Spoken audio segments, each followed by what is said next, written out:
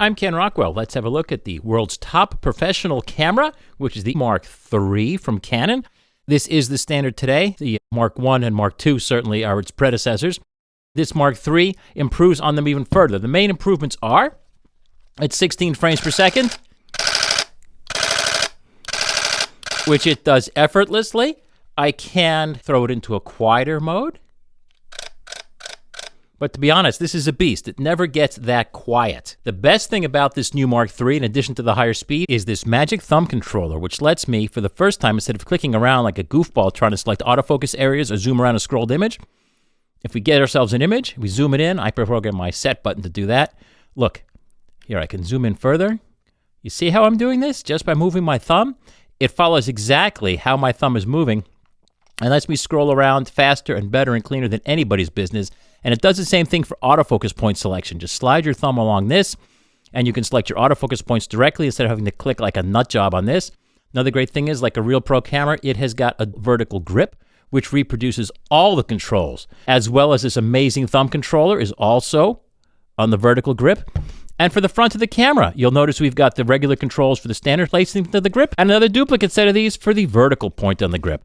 But most importantly, let's take a look at some of the pictures I can make with this camera, even if professional sports has been on a bit of a hiatus here in 2020. I love the image quality I get from my older 1DX Mark II and now the 1DX Mark III. Everything I shoot on this just seems to have a glow and just looks fantastic. This shot of a fountain was made with my Canon EF 100-400mm LIS2 at 148mm at f10 for 30 seconds at ISO 50. Of course it's sharp, of course it's colorful.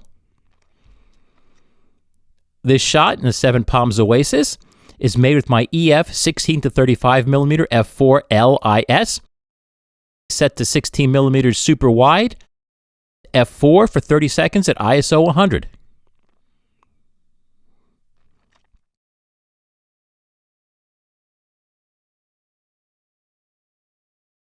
But we expect excellent results with the world's best lenses. What if we take some old crummy lenses from the 1990s? There's a digital lens optimizer in my Canon 1DX Mark III, which for the first time performs its optimization automatically for every shot I shoot. The Mark II required that we actually save as RAW and then one file at a time convert them through the digital lens optimizer to make a completed image in that. That was not suitable professional workflow. The Mark III now can do this digital lens optimization in real time and make my even 1990s plastic EF lenses look fantastic. This shot here is shot with my EF 28-135mm ISUSM that sells used for about $100 if you know how to win at eBay.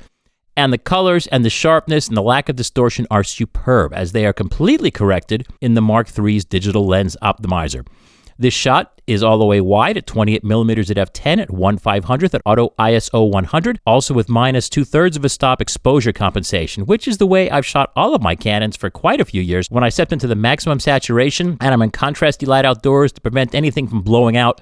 Here again with the same lens, my old EF 28-135 ISUSM, which I love because it's so lightweight and covers such a broad range, and it's so sharp when shot on this camera now. This is a shot made at the other end at 135mm at f10 at a 500th at auto ISO 100 with minus 2/3 of a stop exposure compensation.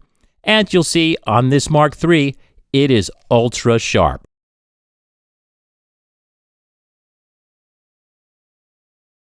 There's not that much else to say. If you work full-time in the pro industry, you know this camera, you probably own the Mark II. Then the real question is, Ken, is it worth me buying it? Well, if you want to shoot with the digital lens optimizer all the time, which is mostly an advantage for cheapskates using older lenses, you get a couple of more frames per second, which may mean the difference between you bagging the cover shot and some other guy getting the cover shot. And that rear thumb controller really is what do it for me. There's some more things about it. You can now save and recall your settings to and from a card. And you do that at Menu, Wrench 4, Save Load Camera Settings on Card. This way, if you have a whole fleet of these to configure or just want to send it in for service or checkup, when you get it back, you can put it back exactly how you had it. There's now a shutter counter at Wrench 5, and it's hidden under System Status Display. You'll notice it reads to the nearest 1,000. Well, of course, it does 16 frames per second with the mechanical shutter. It'll do 20 frames per second with the electronic shutter.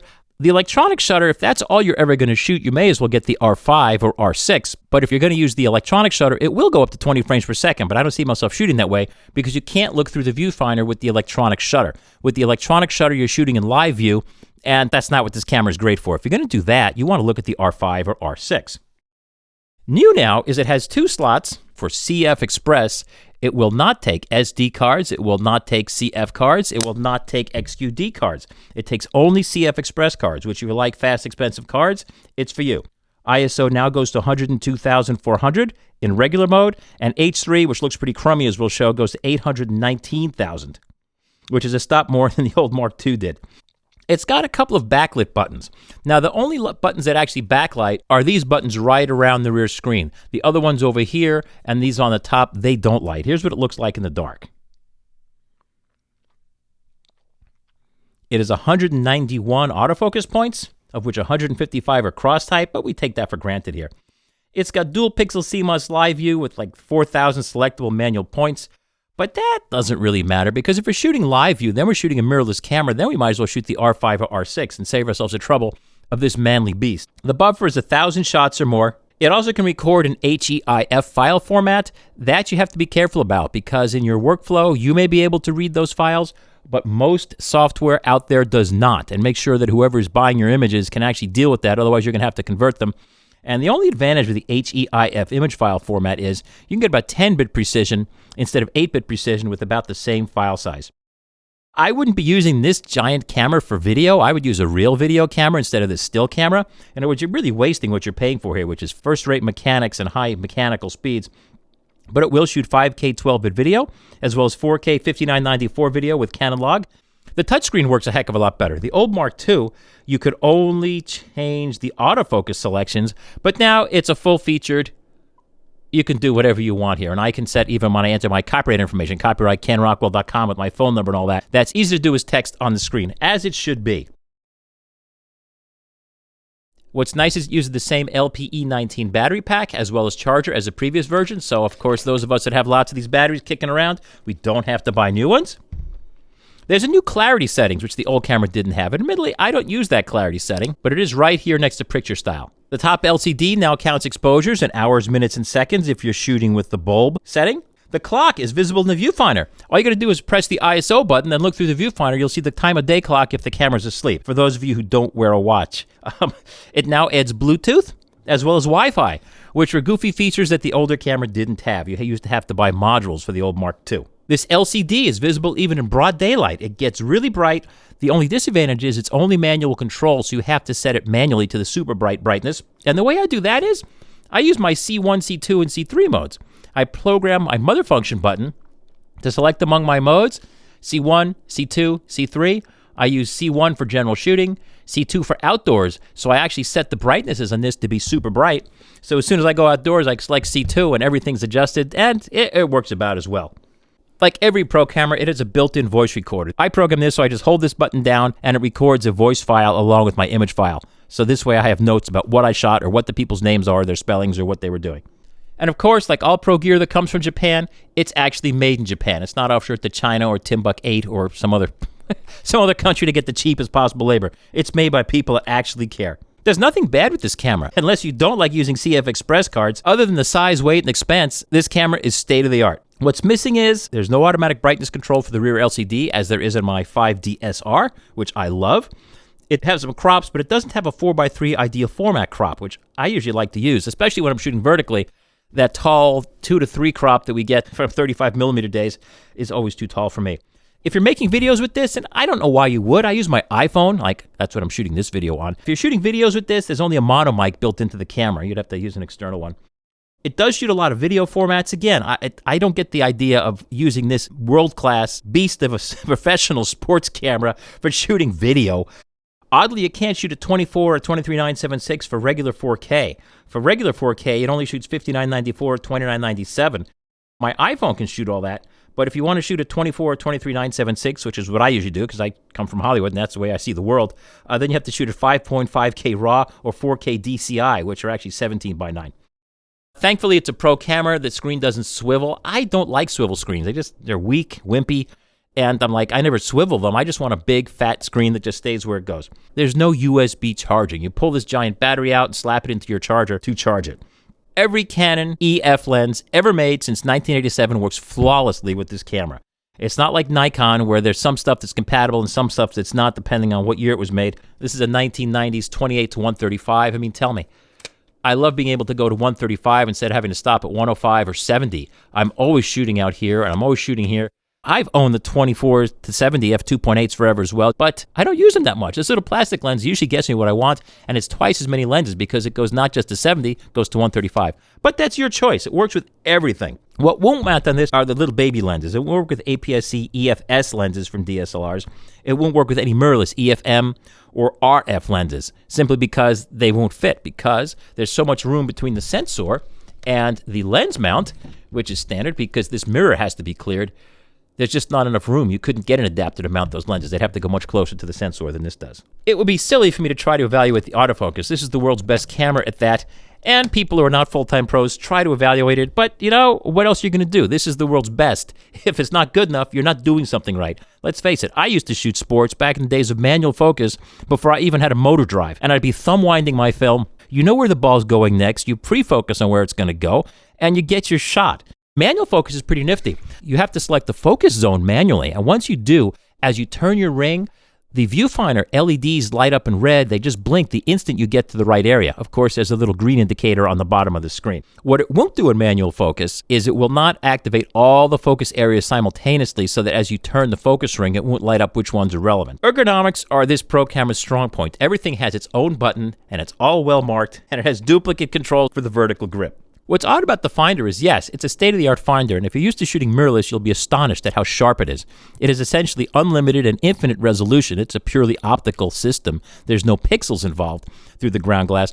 But what's odd is how small this little peephole is. I never noticed that, but now the R5 and R6 have bigger peepholes. Some of the Nikons have round portholes here and really give you a great view into the finder. This is a fairly small little peephole. And so when I'm shooting through it, I had to be careful to keep my eye centered to see the whole screen. There's an eyepiece shutter, so that we can close the eyepiece. So if you're shooting on a tripod, your meter doesn't get confused. But the actual diopter adjustment, that is carefully hidden underneath. It's over here. When you buy the camera, the eye cup is shipped separately. And you might say, but the point is it makes you have to see this. You go, let's set the eyepiece to my eyesight first, and then off you go. And the great news is, again, being a pro camera that needs to be taken out, abused, and abused, this eyepiece adjustment is never going to get bounced or changed or misadjusted. So every time you pick up this camera, bam, it's in focus. Some lesser cameras that have controls that seem like they're more easy to get to also are more easy to knock. And sometimes I'll pick up a lesser camera, it'll be out of focus, and then that gets in the way. The finder, of course, is live and better than live. It has an infinitely high frame rate because it's direct optical from the lens, and no mirrorless camera can equal that, which is why these still remain unbeaten for sports photography. The disadvantage compared to mirrorless is you can't play back through the finder, and you can't set menus through the finder, and you certainly can't zoom in through the finder. So it's a question of what, do you want a car or a truck? You know, it's a matter of which one do you want here. For high ISOs, yes, of course, it works great at high ISOs. I'm going to go through all the ISOs here, and you'll see that the good news is it looks really good, and the picture doesn't change at all as you go up through quite a few ISOs. Of course, at the highest ISOs, it looks awful, but that's the case with every camera. I don't know that there's any camera any better than this. And again, when you know what you're doing, you never have to shoot above, say, ISO 6400 because you just throw more light on the subject or do something because you know, if you do this for a living, that lighting is the most important technical thing there is.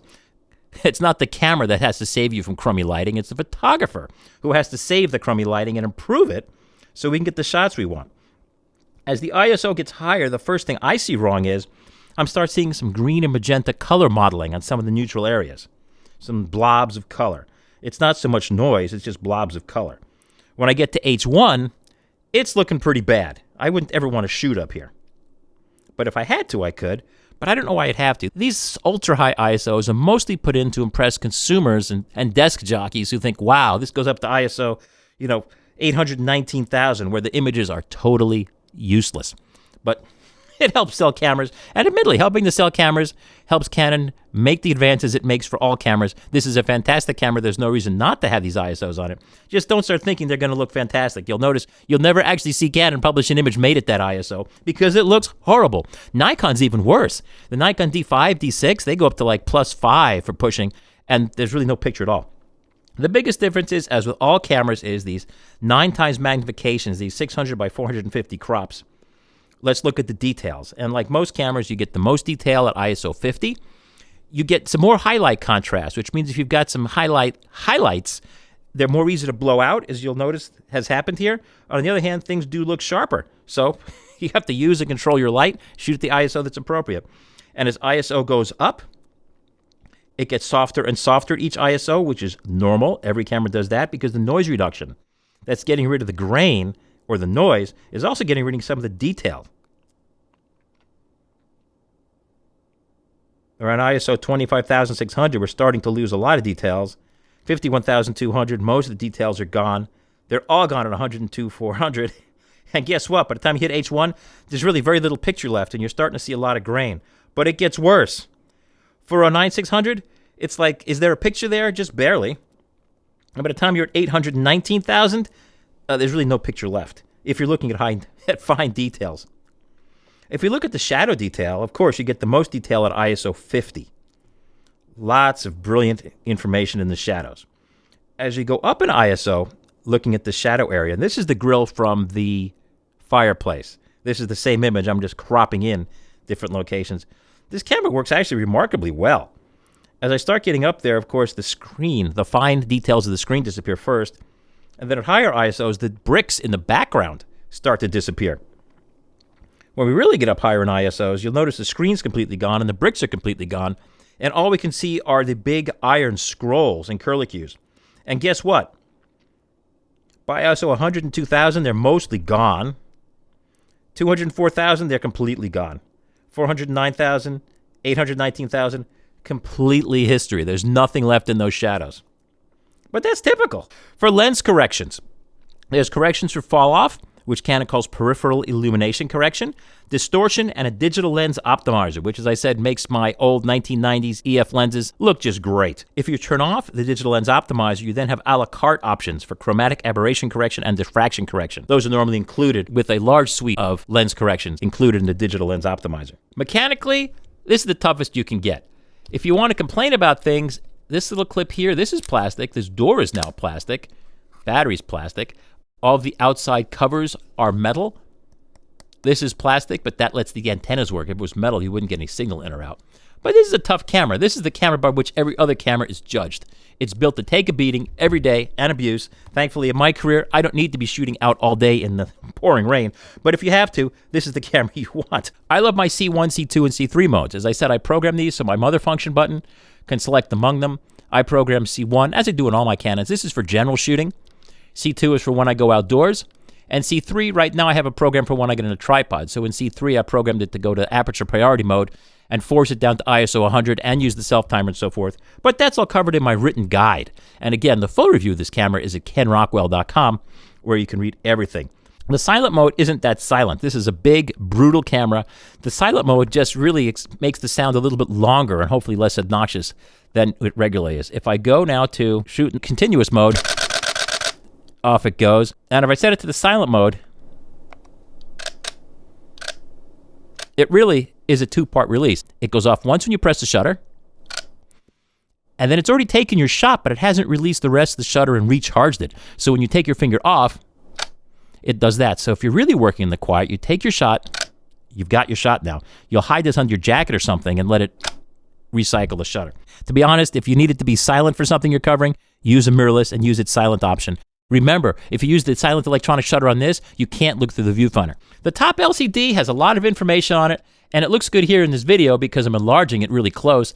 The problem is there's so much data on here that it's really rather small if you want to read it at arm's length. The main LCD is it's beautiful, it's sharp, it's colorful, and it's bright enough if you turn it up to be able to read it in direct sunlight. This data display down here, I almost never look at this. It shows files and folders and GPS settings and Bluetooth and so forth.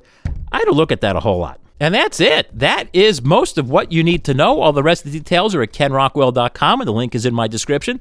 If you like what you're seeing here, the best way to support me in these free videos on my free website is, of course, you can subscribe. But the biggest support to what I do to keep giving all this information away for free is to use my links when you get any of your gear. The links are in my description. When you use those stores, Adorama, B&H, Crutchfield, I've used those guys since the 1970s when they opened, and I was still a little kid. They've always taken care of me. They've always taken care of all their customers. They're adamant about customer service, which is why they have always grown and gotten bigger and become the giants we know today. Why? Because they've always taken care of us.